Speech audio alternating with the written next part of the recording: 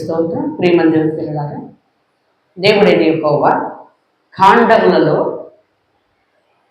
ఆయన ప్రజలైన వారికి, ప్రత్యేకించబడిన వారికి, ఏర్పాట్లో ఉన్న వారికి, నీతిమంతులుగా తీర్చబడే వారికి ఈ అమావాస్య దినములను ఘనముగా ఆచరించాలని, విశ్రాంతి దినములను ఘనముగా ఆచరించాలని దేవుడైన యెహోవా ఆయన ప్రజల కొరకు, ప్రత్యేకించబడిన వారి కొరకు, ఏర్పాట్లో ఉన్న వారి కొరకు కాండాల్లోనే చక్కగా బయలుపరిచాడు. సంఖ్యాకాండములో మోషే ద్వారా దేవుని మందసము దగ్గర ఈ అమావాస్య దినములను, విశ్రాంతి దినములను ఘనముగా ఆచరించటానికి యాజకుడైన మోషే అన్న అయిన అహరోన్ని యాజకుడిగా ఉంచి అక్కడ దేవుని మందసము, దేవుని మందిరములో మందసము దగ్గర అమావాస్య దినములను, విశ్రాంతి దినములను చక్కగా ఆచరించడానికి దేవుడైన యెహోవా ఉద్దేశమై ఉన్నది. మనం లేఖనాల్లో చదివినట్లయితే సంఖ్యాకాండము 29వ అధ్యాయము 2వ వచనం నుండి మనం చదువుకుందాం. మీరు జీవనోపాధి అయిన పనులేమీ చేయకూడదు, అది మీకు శృంగధ్వని దినము. నిర్దోషమైన ఒక కోడెదూడను, ఒక పొట్టేలును యెహోవాకు ఇంపైన సువాసన గల దహన బలిగా అర్పింపవలెను. వాటి విధి ప్రకారము అమావాస్యకు అర్పించు దహన బలియు దాని నైవేద్యమును, నిత్యమైన దహన బలియు దాని నైవేద్యమును, వాటి పానార్పణములను కాక మీరు నిర్దోషమైన ఏడాది 7 మగ గొర్రె పిల్లలను యెహోవాకు ఇంపైన సువాసన గల దహన బలిగా అర్పింపవలెను. వాటి నైవేద్యము నూనెతో కలపబడిన గోధుమ పిండి ప్రతి కోడెదూడతో తూము 3 10 వంతులను, పొట్టేలకు 2 10 వంతులను, 7 గొర్రె పిల్లల్లో ఒక్కొక్క పిల్లతో ఒక్కొక్క 10 వంతులను మీ నిమిత్తం ప్రాయశ్చిత్తము చేయుటకై పాప పరిహారార్థ బలిగా ఒక మేక పిల్లను అర్పింపలను.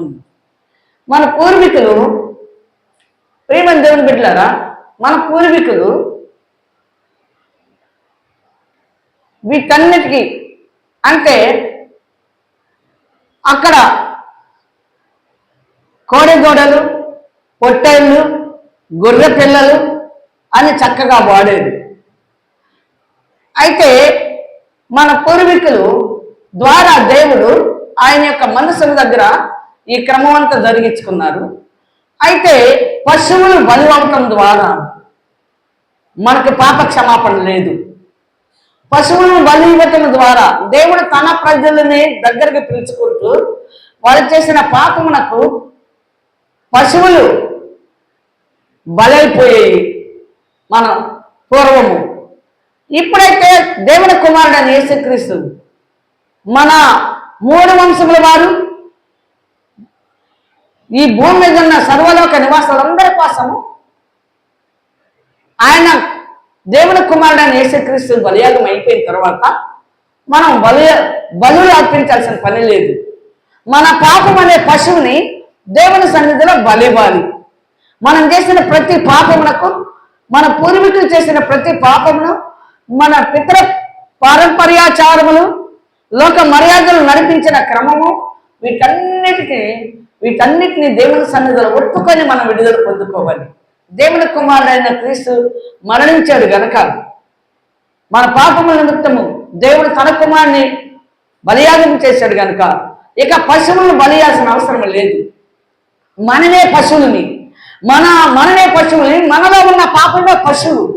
ఆ పశువును బలిచ్చి ఇప్పుడు అమావాస్య దినములను, విశ్రాంతి దినములను మనం ఘనముగా ఆచరించాలని దేవుడిని యెహోవా సెలవిచ్చి ఉన్నారు. అంటే కాండాల్లో ఏదైతే దేవుడు బయలుపరిచాడో వారి పిల్లల కొరకు, ఏర్పాట్లో ఉన్న వారి కొరకు, అవన్నీ అందరు కూడా ఈ భూమి మీద ఉన్న 3 వంశముల వారు, 4 దిక్కుల వారు, సర్వలోక నివాసులందరూ కూడా ఆ కాండాల్లో ఏవైతే దేవుడు ఆయన ప్రజల కొరకు బయలుపరిచాడో దేవుడు వాటన్నిటి ప్రకారం మనం నడుచుకోవాలి. అప్పుడే మనకు దేవునితో సహవాసం ఉంటుంది, దేవుని రాజ్యానికి మనం వారసులం అవుతాం. మనం ఒకటవ దినవృత్తాంతములు ఒకటవ దినవృత్తాంతములు ఒకటవ దినవృత్తాంతములు దావీదు లేఖనాల ద్వారా మనకు బయలుపరిచాడు. దేవునికి ఇష్టానుసారమైన మనుషుడు, దేవుని యొక్క ఉద్దేశములన్నీ నెరవేర్చేవాడు, దేవుని యొక్క ఉద్దేశములన్నీ నెరవేర్చేవాడు దావీదు. ఈ దావీదు హృదయానుసారుడైన దావీదు, దేవుని పనిలో నమ్మకస్తుడైన దావీదు మనకి బయలుపరుస్తూ ఉన్నాడు. ఒకటో దినవృత్తాంతములు 23వ అధ్యాయము 30వ వచనం మనం చదువుకుందాం. అనుదినము ఉదయ సాయంకాలముల యందు యెహోవాను గూర్చిన స్తుతి పాటలు పాడుటకును, విశ్రాంతి దినములలోను, అమావాస్యలలోను, పండుగలలోను, యెహోవాకు దహన బలులు అర్పింపవలసిన సమయములన్నిటిలోను లెక్కకు సరి అయిన వారు వంతు ప్రకారము నిత్యం యెహోవా సన్నిధిని సేవ జరిగించుటకును నియమింపబడిరి.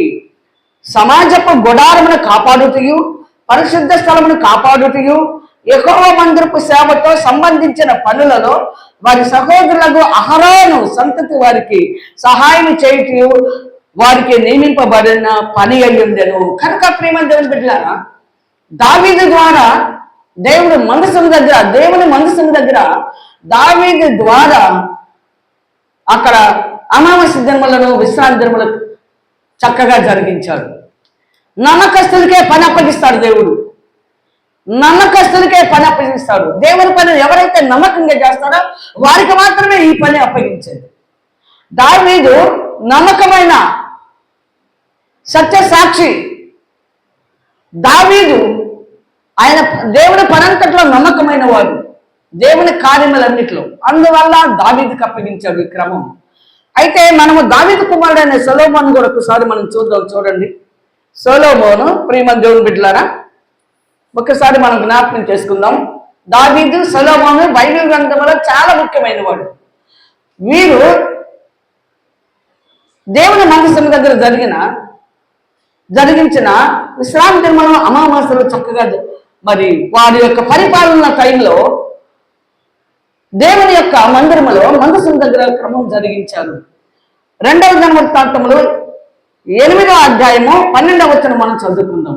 అది మొదలుకొని సొలొమోను తాను మంటపము ఎదుట కట్టించిన యెహోవా బలిపీఠం మీద దహన బలులు అర్పించుచూ వచ్చెను. అతడు అనుదిన నిర్ణయం చొప్పున మోషే ఇచ్చిన ఆజ్ఞను బట్టి విశ్రాంతి దినముల యందును, అమావాస్యల యందును, నియామక కాలముల యందును, సంవత్సరములకు ముమ్మారు జరుగు పండుగల యందును, అనగా పులియని వ్యక్తుల పండుగ యందును, వారముల పండుగ యందును, పన్నుశాలల పండుగ యందును యెహోవాకు దహన బలులు అర్పించుచూ వచ్చెను. ఈ పండుగలు, అమావాస్యలు, విశ్రాంతి దినములు ఎంతో ముఖ్యమైనవి దేవుని రాజ్యానికి వారసులయ్యే వారికి. పరదేశాన్ని విశ్రాంతిలోకి చేరాలంటే ఈ అమావాస్య దినమును, విశ్రాంతి దినమును నువ్వు గర్వంగా ఆచరించాలి. దేవుని ఆలయంలోకి వచ్చి ఆయనకు మొక్కుకోవాలి. సర్వ శరీరులు ప్రతి అమావాస్య దినమున, ప్రతి విశ్రాంతి దినమున సర్వ శరీరులు నా సన్నిధికి వచ్చి నాకు మొక్కుకునేదరు. రాని వాళ్ళు కళేబరాలు సత్యన వారితో సమానము, వాటి పురుగు చావదు, అగ్ని ఆరదని దేవుడు బయలుపరిచారు యెషయా ప్రవక్త ద్వారా. అయితే వీరు దేవునికి ఎంతో ముఖ్యమైన వారు. వీరు జరిగించిన క్రమంలో మనము కూడా జరిగించుకోవాలి. దేవుని పిల్లలము, యెహోవా బిడ్డలుగా, యెహోవా రాజ్యములకు మనం వారసులు అవ్వాలంటే చక్కగా మనము దేవుని కుమారుడైన క్రీస్తు అనుదినము ముమ్మారు దేవుని ఆలయంలో ఉండి అమావాస్యలేమి, విశ్రాంతి దినములేమి, పండుగలన్నీ చక్కగా నెరవేర్చాడు. దేవుని కుమారుడైన యేసు క్రీస్తు కూడా తండ్రి చిత్తాన్ని నెరవేర్చాడు. పరదేశాన్ని విశ్రాంతికి వెళ్ళి మళ్ళా 40 రోజులు భూమి మీద మరి శిష్యులతో చక్కగా దేవుని రాజ్య సువార్త ప్రకటించి ఆరోహణమై దేవుని రాజ్యానికి వెళ్ళాడు. దేవుని కుడిపార్శ్వన కూర్చొని ఉన్నాడు. కనుక ఈ అమావాస్య దినమున, విశ్రాంతి దినములు ఆయన యొక్క ప్రజల కొరకు, ఏర్పాట్లో ఉన్న వారి కొరకు, ఆయన రాజ్యానికి వారసుల కొరకు దేవుడు ఏర్పాటు చేశాడు. కనుక బైబిల్ గ్రంథంలో ప్రియమైన దేవుని బిడ్డలారా, ఆత్మ సంబంధమైన ప్రవక్తల ద్వారా దేవుడు మనకు బయలుపరిచాడు. తండ్రి చిత్తాన్ని నెరవేర్చి తండ్రి రాజ్యంలోకి మనం అవసరమైనట్లుగా సిద్ధపడాలని ఈ అమావాస్య దినమును, విశ్రాంతి దినములను దేవుడు మనకు అనుగ్రహించాడు. కనుక మన పూర్వీకులు నడిచిన మార్గంలో పురాతనమైన మార్గములలో నిలుచుచుండి మేలైన మార్గం ఏదో అడిగి అందులో నడుచుకోండి, అప్పుడు మీకు నెమ్మది సమాధానము కలుగును అని చెప్పారు. కనుక దేవుడు పూర్వీకులతో బయలుపరిచిన ఈ యొక్క మరి అమావాస్య దినములను, విశ్రాంతి దినములను, పండుగ దినములను మనం ఘనంగా ఆచరించి తండ్రి రాజ్యములకు మనం వారసులగునట్లుగా సిద్ధపడి అనేక మందిని సిద్ధపరచుకుందాం. దేవుడు తన వాక్యము దీవించునుగాక. ఆమేన్, ఆమేన్.